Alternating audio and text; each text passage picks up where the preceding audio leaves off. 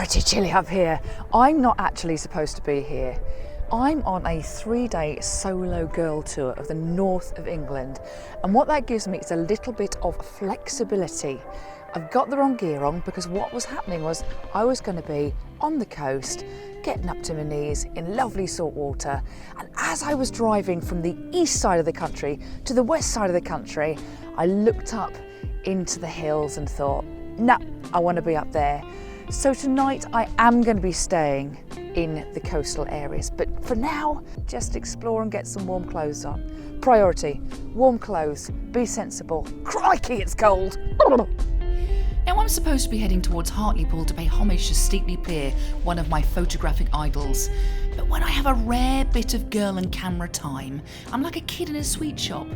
When I see something really juicy happening, I can be impulsive and follow a photographic hunch with absolutely no fear of annoying anybody else. Oh, that's a bit better. Not really dressed for it with my sandals, but there we are. Right, I'm at the Winskill Stones Nature Reserve, and I want to take advantage of the beautiful stone walls and some lovely trees. I could put a long lens on and pick out some views over in the distance because I've got rain clouds going through there. But actually what I think I'm going to concentrate on today is getting out my infrared and really picking out some of the architectural features of the landscape. Now I'm aware that sounds a little bit artsy-fartsy, those architectural feature bits and bobs, but up here we have got limestone pavements and they are blindingly good in infrared. Let me show you what I'm blathering on about. Now these were formed about 300 million years ago, and the cracks that appeared following the last ice age have been eroded by acidic rainwater over time. Now one of the beauties of travelling on my own, which I don't do that often, is that if I see something, I can just turn the car around and go for it. So therefore, this was not on my agenda at all. Hi chaps. Hi, how are you beautiful? Now this tree is what I'm hoping to shoot. Please forgive me if you've got a lot of wind noise, I am covering my mic. And I've got some lovely cragginess leading up to it. As you can see, we've got rain coming in shortly, so I may have to peg it. But I'm going to see if I can get one shot at least in the bag before I have to leg it. The beauty of infrared is the fact, I don't have a tripod. So I'm reckoning something here might act as a leading line. Right, I found a crag. I'm not sure that's the right word, but what I've got to do is kind of set myself right back against the wall of a crag here, and I can get, if I go vertical, I can get these ferns in as a foreground, all that beautiful cragginess leading up to my tree, but I've got to literally ram myself in as low as I dare to go, and this is what I mean, right against the back wall here. And if I turn you around now, that's what I've got in front of me. For me, these in the foreground are really quite important. They just give a little bit of interest that is then your eyes forced up on those stones towards the tree above. It's its own little world down here. Now I was rammed as far back into the left as I could go, but I can't help but feel that that bottom right of the frame is too dominant. Now with that in mind, I opted for a 4x5 crop, but then I lose my foreground interest. Just thought I'd show you a little bit sort of behind me really. But if I'm quiet for 10 seconds, I'm hoping you can hear the skylarks.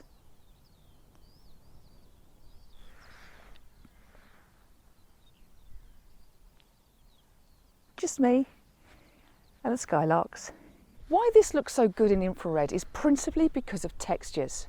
The textures of the limestone pavement, the textures of the gnarl of that tree, they just work really well. And yes, okay, pretty much anything that's green goes white, but the textures are really what makes it. You don't get overpowered by the whiteness of the stuff in the shot, and that makes quite a difference. I was now determined to make the most of this location and prove it wasn't a one-trick pony. But it wasn't easy. Finding those leading lines was really quite tricky. Now normally when I review a shot after I've taken it, I like to actually put it straight up to my face like that, so I can really explore the detail through the viewfinder. But because I have a converted 6D, it being an older model, I can't do that. So what I've had to do instead is to ensure that I have the 3 separate channels, the RGB, on the back of my screen, so I can check that I haven't in particular blown the red channel.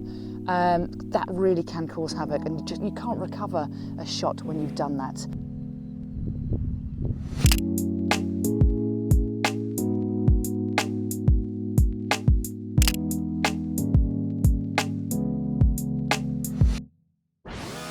Watching the rain go around the valley, having the place to myself with my skylarks. That's what I needed. Now in the distance in the hills, there's certainly a lot of weather action going on today. I've got everything from really beautiful shafts of light through to about 80 degrees in the opposite direction. You can't see a jot. Now I've just had a weather warning flash up on my phone for where I'm going to be tonight, which is somewhere near Steepley Pier in Hartlepool.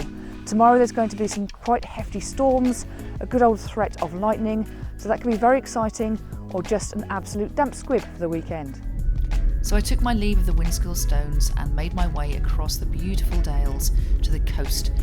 The weather got better and better as I approached, and I ended up being absolutely overdressed. Destination Steepley Pier on a cracking blue sky day. I'd got 48 hours here, but I'd seen a location online that I just had to fit in, and it was definitely a night shot. Infinity Bridge and Stockton-on-Tees. Okay, for context, how useful the university has a board. I am going to be photographing the Infinity Bridge, which is in the middle of this board here, but I'm going to be standing just outside number 5, the Wolfson building, so I can get the full infinity symbol, hopefully, with a good bit of reflection later. Well, none of this is going to be tremendously original tonight. I want the infinity symbol, obviously with that reflection. I'd like to have a couple from the shore side. Then I'm going to try and see if I can get onto the bridge and do something on there after it is dark. Now, I clearly need as still conditions as possible, and right now I'm having a lovely time watching the water skiers go up and down, for they are tremendous. Hopefully, when the sun goes down, they're not allowed on the water. That's me. That's the welcome logic of everything, because it would upset my photo. I confess to feeling really quite excited. We have a mackerel sky and the sun's just going down, but I think it's going to be passing a little bit too much. So I don't think the stars are going to align tonight. So I might just have to focus on those reflections, which after all is what I was here for. Okay, it's a poor shot, but you can see the potential in those juicy clouds, can't you? It didn't happen, it didn't kick off, never mind. So now I've just got to wait for about half an hour after sunset for the lights to come on. Unfortunately, speedboats keep going up and down here. I gave them my disapproving face, my full-on teacher disapproving face, but I don't think they cared. Ignorant people. Finally, about 10 o'clock, the lights started to come on, but of course, this being June, I wouldn't get darkness until much later. Luckily, I had the company of Andrew, a fellow tog, to talk gig to for a while. Having been here for nearly 2 hours, the lights are just starting to come off on the bridge. I cannot tell you how exciting this moment is. Just need it to work. Just as we were getting to optimal conditions, along came a swan with her 6 cygnets. Old enough to know better, I'll have you know. And thanks to you lot, we have lost our reflection. This may not be as straightforward as I was hoping it would be. Oh well. Well, this is a low-level, vaguely passable shot, I suppose. But just look at the destruction those swans cause in our reflections. I'm all for nature, but come on. Now, the classic view just wasn't really working for me because the bottom of the reflection wasn't doing what it should have done. We had a few speedboats going up and down from the slightly drunken party that's happening at the boathouse. So I've come down here to see if I can get a different style shot. And what I'm looking at is essentially a little bit more side on, and I'm going to move further along and get even more side on.